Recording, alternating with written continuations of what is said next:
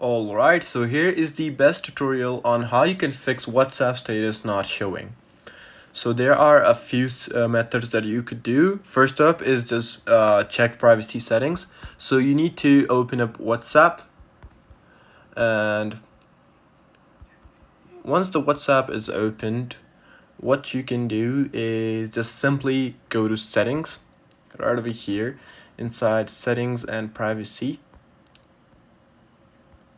And right over here, just check, just make sure that your status is seen by everyone.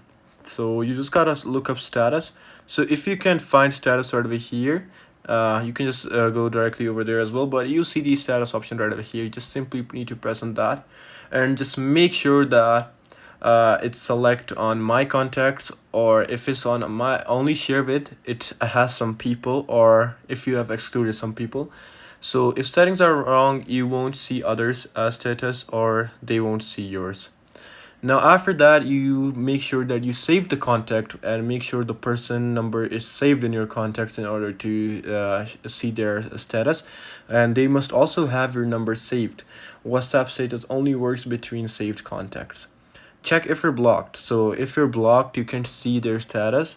So just check for the profile update, and if it's not showing the single tick, it means they're blocked.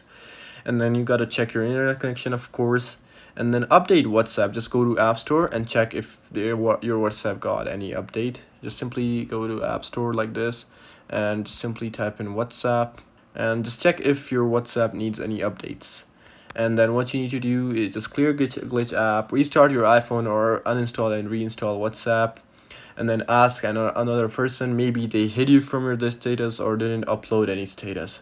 So yeah, this is it for this tutorial.